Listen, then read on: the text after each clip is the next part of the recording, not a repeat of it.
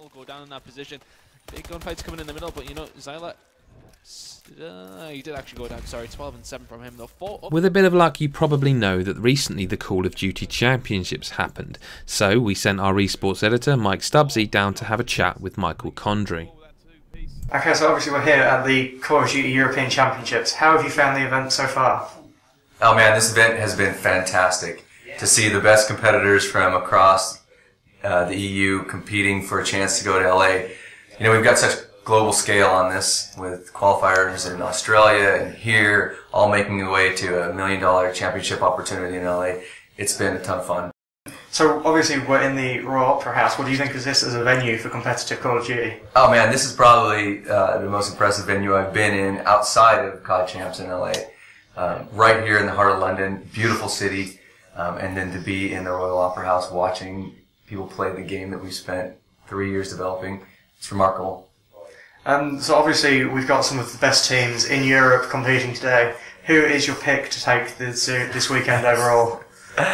Yeah, you know, I get asked a lot my favorites, and I think I'm supposed to take a neutral opinion, right? Because we want all teams to come and complete and play their best. I can tell you this, you know, seen some great play from Epsilon, TCM, and others, and I'm looking for a really strong global competition in LA, and I'd love to see a North American team up against a European team for the finals. So obviously you mentioned the North American teams. Do you think that the European teams here today have a shot at defeating the big North American sides at Worlds? I gotta tell you, there's some incredible play happening in North America right now. But at the same time, you know, we have this saying in North American football called any given Sunday, which means, you know, the game's dynamic enough that if the skill levels look close, any team can beat any other team. And I think you're going to see some upsets. I think we're going to see some competition coming out of the global community that's going to push the North American teams to play their very best. So obviously we have $1 million on the line at the finals. Do you see the money continuing to increase over the years for Call of Duty? Well, you know, that's really kind of a question for the guys who control it from Activision's side. I know that every year we talk about it. It's amazing competition, right? $1 million to the winning teams to come and put on their best show. So I think esports is growing across the board. Competitions are getting bigger and better. I think it's only up from here. So obviously we're playing on the game that you and your studio developed. Did you design any areas of the multiplayer side of things with esports in mind, or was that sort of a byproduct of just making the game? Yeah, we had a really great engagement from the esports community very early on. You know, we have some retired esports competitors who now are part of our design team. We have liaisons with different teams in the community to really help make sure that we're making the right decisions. And, you know, those decisions are the right decisions for everybody, right? They help make sure the weapons are really well balanced and the map designs are great. They all wanted the same things that fans wanted, the return of Capture the Flag and Hardpoint, for example, right? So their goals aligned well with ours and with all gamers on making Advanced Warfare the best it could be. So you mentioned balance there. How do you feel the balance of everything in the game is at this moment? Well, it's interesting. You know, we're constantly looking at millions and millions of match data points to continually refine the balance. I think, you know, we've recognized that there's still work to do in some of the weapon tuning. We have a big weapon tuning update coming very shortly that I think will make some pretty interesting changes. I think the community will be happy to see. But it's always that refinement process with any Call of Duty every year to try and put as many viable weapons out there for the esports and regular players as possible. And I think we're getting really close. So we'll look forward to seeing what people think in about a week. So do you find a difference in feedback about balance between what the professional players say and what average players like ourselves say? Yeah, you know, I mean, in many ways, the feedback between both groups align nicely. Like I mentioned, everybody wanted Hardpoint to come back. Everybody wanted Capture the Flag to come back.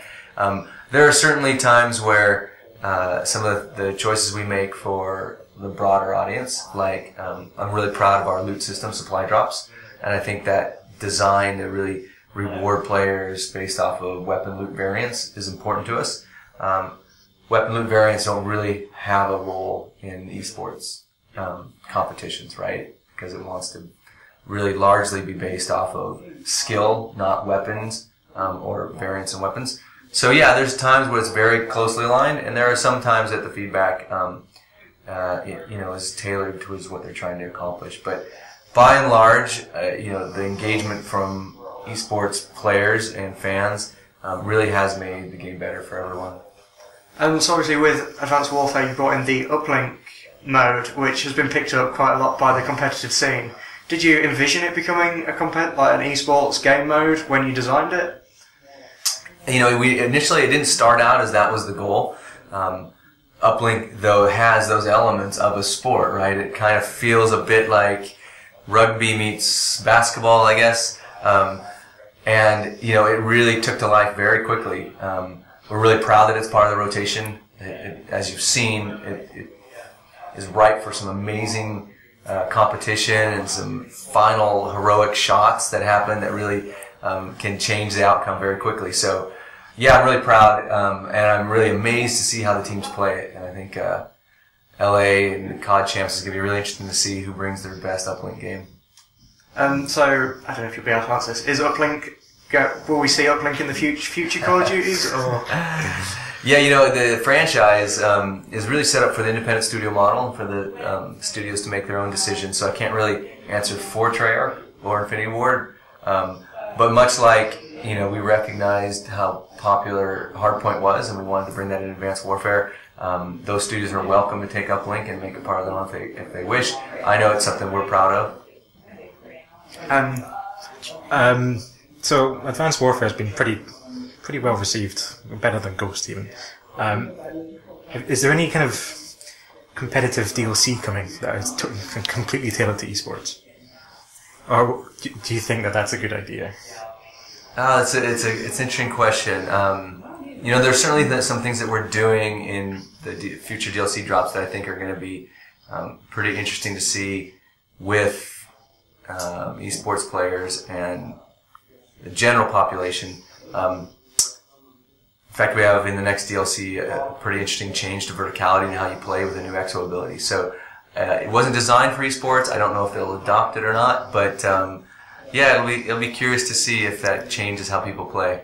Have you thought about bringing past maps back into Modern Warfare?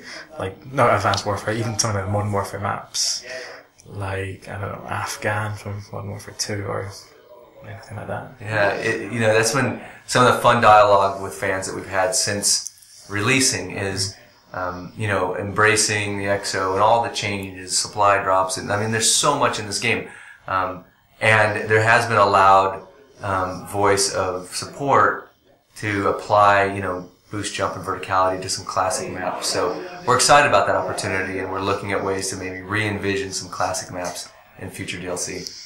Not all maps are used across all game modes. When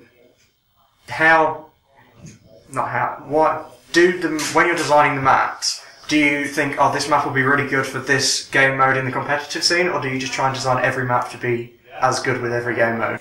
Yeah, we really do try and design maps to play well for a variety of game modes. And our sort of small to medium-sized map designs, quick 3-lane approach with safe spawn zones and some great verticality is sort of the core design essence. As you get further in development, you may realize that some maps aren't quite as suited for a particular type of game mode, and so we won't necessarily include it. But out the gate, our goal is that all the modes play equally great on the maps. Do you feel there's any maps that should be used in the rotation that aren't, or any game modes on maps that should be used that aren't? Oh yeah, that's a good question too. There's a lot of debate, healthy debate, about which maps and which modes should be in rotation.